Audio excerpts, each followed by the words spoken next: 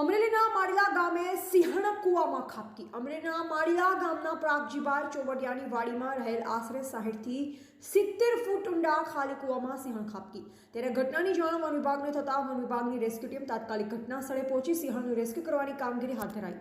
સિંહણને rescue કરાયા બાદ કાંકરંજ animal કેરમાં ખસેડવામાં આવી। સિંહણને પડી જવાથી કોઈ ઈજા થઈ છે કે કેમ તેનું મેડિકલ ચેકઅપ કરાયા બાદ સિંહણને ફરી જંગલમાં છોડી મૂકવામાં આવશે। રિપોર્ટર કાજલ ત્રિવેદી, ધારી।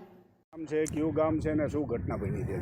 મારું નામ દપ્પુભાઈ નાનજીભાઈ, હું માળેલા ગામનો સરપંચ છું। અમારા જમીન ધારી તાલુકાની આવે છે અને સિંહણ ક્યારે પડી ખ્યાલ નથી, પણ 12:30 માલધારીને ખ્યાલ આવતા હું ગામનો સરપંચ છું એટલે મને એને જાણ કરી કે વાડીમાં સિંહણ પડી ગઈ છે। એટલે મેં વન વિભાગને જાણ કરી એટલે તરત વન વિભાગવાળા એનો સ્ટાફ આખો આવી ગયો અને આવીને એને કાર્યવાહી કરીને પાંજરામાં લઈને એ લોકો રવાના થઈ ગયા અટાણે। તો